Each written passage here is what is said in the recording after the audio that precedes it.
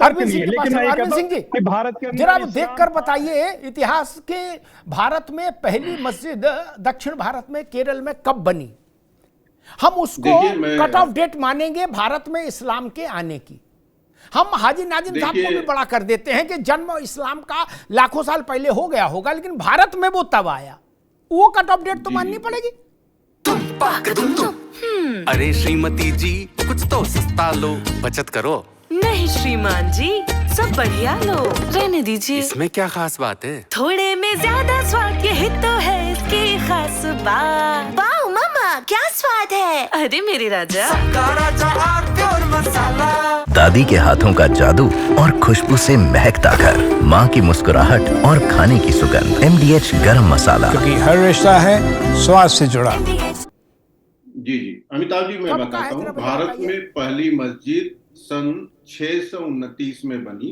केरल के चेर राजा ने जमीन दिया, कितने साल हुए अब तक लोगों ने पहली मस्जिद बनाई, तो वो कट ऑफ डेट है। देखिए, दो चीजें होती है, एक तो पढ़त लिखत की बात होती है, एक इतिहास की बात होती है, दूसरा मजहबी विश्वास की बात होती है। एक मौलाना साहब आए थे आपके चैनल पे, उन्होंने कहा कि धरती जब अल्लाह ने बनाई है तो मुसलमान, उन्होंने सबसे पहला जो इंसान बनाया वो मुसलमान ही बनाया।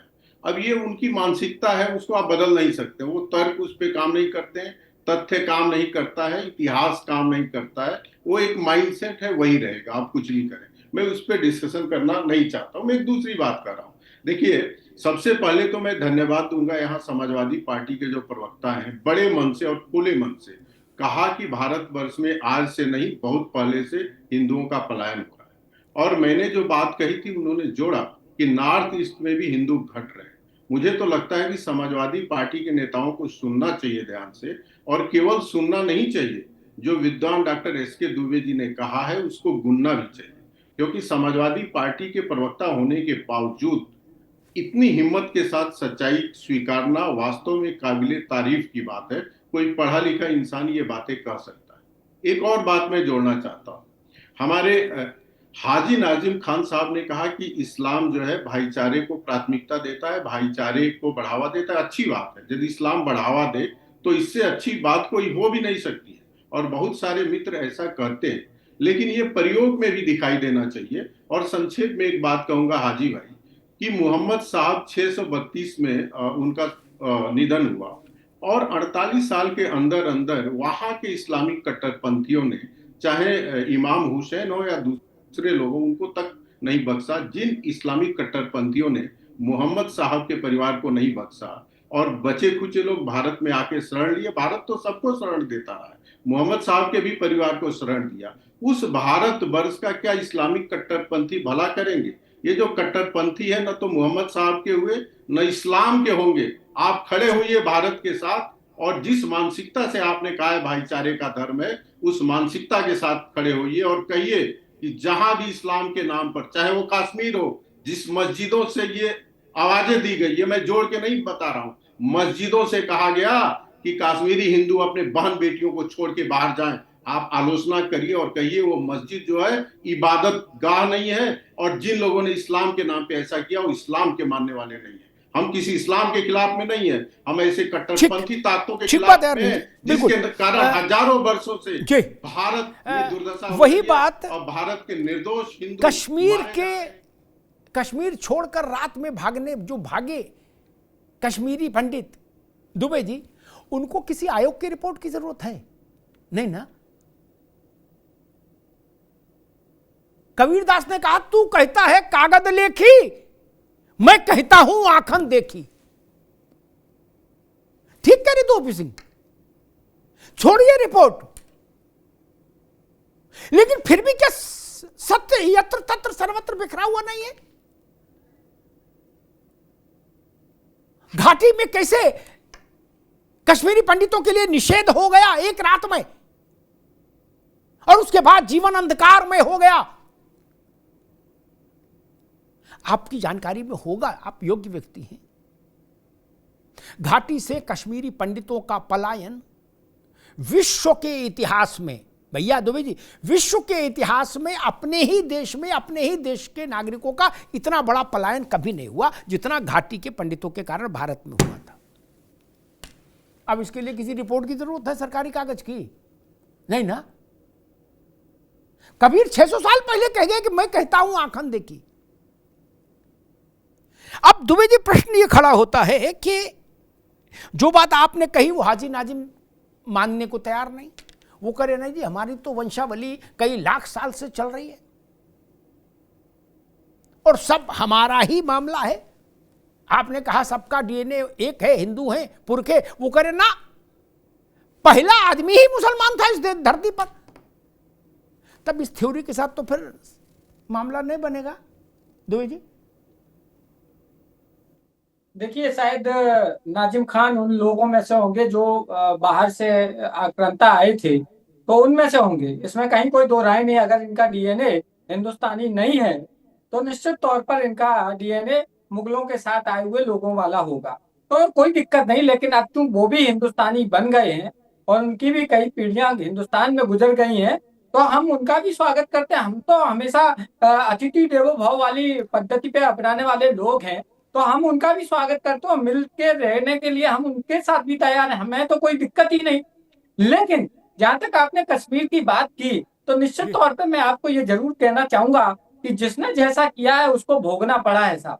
ये दुनिया का, ये अपने अपने वेदों में तो क्लियर लिखा है कि जैसे आप करोगे वो आपको भोगना पड़ेगा, इसी काल में भोगना पड़ेगा। ऐसा नहीं कि कर्म पलट कर आएगा। बिल्कुल जी, आप पलट के आएगा। देखिए, कांग्रेस की जो गलतियां हैं, कांग्रेस का जो पाप है, वो कांग्रेस को भोगना पड़ रहा है। मैं निश्चित तौर पर समाजवादी पार्टी का प्रवक्ता होने के नाते बड़ी शिद्दत के साथ कहता हूं कि कांग्रेस की बहुत सारी गलतियां देश को बड़ा भारी पड़ी हैं। उसमें हिंदू और मुस्लिम दोनों समुदायों को घाटा हुआ है, लॉस हुआ है, नुकसान हुआ है, इसमें कहीं कोई दो राय नहीं। अगर एडमिनिस्ट्रेटर सही होता तो शायद ऐसा कहीं हमें देखने को नहीं मिलता। लेकिन खैर, जो बीत गया सो बीत गया।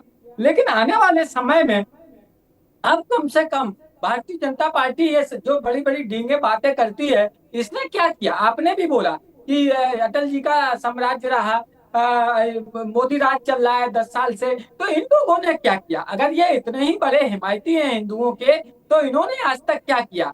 आपने भी अभी बोला कि उत्तर प्रदेश में भी चाहे कल्याण सिंह रहे हो, रामप्रकाश गुप्ता रहे हो, या ये रहे हो, कई सरकार तो रही ना। इन्होंने क्या किया? अगर आपके पास रिपोर्ट नहीं थी तो आपने क्या, अब मैं वो शब्दों को यूज नहीं करना चाहता हूँ, तो आपको गति छोड़ देना चाहिए। और अगर वास्तविकता है तो उसको आप विधानसभा में जब रखेंगे तब देखेंगे क्या होता है। लेकिन राजनीति मत करिए, धर्म के साथ राजनीति मत करिए, यहाँ वैमनस्यता का भाव मत लाइए। ये मेरा प्रार्थना है कि आप राजनीति करिए, विकास के मुद्दे पे करिए, महंगाई पे करिए, बेरोजगारी पे करिए, लेकिन धर्म को लाने से निश्चित तौर पर दोनों समुदायों को नुकसान होगा। इसलिए भारतीय जनता पार्टी इस चीज को गंभीरता से ले और जो भी करना है करे निश्चित तौर पर। मैं तो बोलता हूँ, अगर आप में ताकत है तो आप क्यों नहीं कानून लाते हैं कि हिंदुस्तान में कोई भी मंदिर, मस्जिद, गुरुद्वारा, चर्च नहीं बनेगा? आप लाइए ना। लोगों को गुरुद्वारा, मंदिर, चर्च की जरूरत नहीं है, लोगों को 2 वक्त की रोटी की जरूरत है साहब।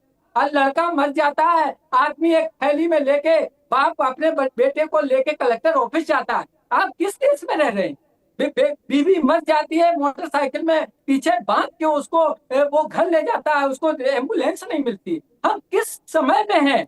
हम 21वीं शताब्दी की बात कर रहे हैं और हमारा जीवन जो है वो 19वीं शताब्दी में है।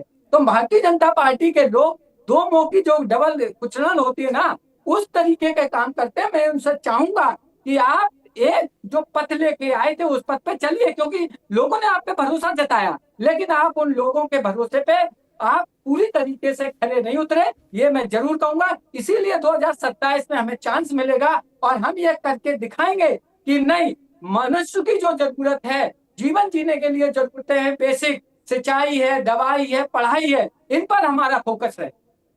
ठीक, ओपी सिंह जी के पास जाऊं उससे पहले एक बात कहना चाहूंगा। सिंचाई, दवाई, पढ़ाई, लिखाई, रोजगार, खेती, गाना बजाना, तीज त्योहार, ब्याह शादी, दुबे जी, ये सब तब सुहाता है जब सुरक्षा हो। जब सुरक्षा नहीं तो काहे की दवाई और काहे की पढ़ाई और काहे का सेकुलरिज्म और काहे का राष्ट्रवाद? बताओ भैया, सटासट मारा जा रहा है आदमी, छत से नीचे टपक रहा है जैसे चिड़िया गुलेल से मरी हो। उसको किसी योजना से मतलब है? फिर ये जितनी चीजें आपने गिनाई, ये सब चीजें तब एप्लीकेबल होंगी डॉक्टर साहब जब पहले ये इंश्योर हो कि सुरक्षा रहेगी। इसीलिए मैं कहता हूं शासन की पहली शर्त है दुष्ट दलन रघुनाथ कला की। तुलसी बाबा कह गए, दुष्टों का कुछ समझाइश नहीं, दलन होना चाहिए। दलन तो आप जानते ही हो, गांव देहात से हम लोग आए, दाल को इसने मूसल से धरते, दलन होना चाहिए। नहीं वो लिखते तुलसीदास के दुष्टों को समझा सकते नहीं। कश्मीर में जब पंडित भगाए गए उस वक्त कहां कोई दवा, पढ़ाई, सद्भावना कमेटी, किसी की बात हो सकती थी क्या? नहीं ना। मुजफ्फरनगर में जब दंगा हुआ तो इन सब चीजों को कोई मतलब था नहीं। जिंदा मांस भून रहा था। संभल 78 साल में 18 बार सुलगा। एक बार तो 180 से ज्यादा मारे गए हिंदू, और ये बात मुख्यमंत्री ने सदन में कही है जिम्मेदारी के साथ। उन परिवारों के सामने हम जाके ये बताएं कि यार ये सब छोड़ो, भाईचारा वाली बात करो, तो संभव है क्या? जब तक न्याय नहीं होता तब तक स्थायी भाईचारा नहीं हो सकता। पहले फोड़ा हटे, पस निकले, सूखे घाव तो स्वस्थ होगा व्यक्ति। अरे श्रीमती जी कुछ तो सस्ता लो, बचत करो। नहीं श्रीमान जी, सब बढ़िया लो, रहने दीजिए। इसमें क्या खास बात है? थोड़े में ज्यादा स्वाद, यही तो है इसकी खास बात। वाह मामा, क्या स्वाद है। अरे मेरे राजा, दादी के हाथों का जादू और खुशबू से महकता घर, माँ की मुस्कुराहट और खाने की सुगंध। MDH गरम मसाला, क्योंकि हर रिश्ता है स्वाद से जुड़ा।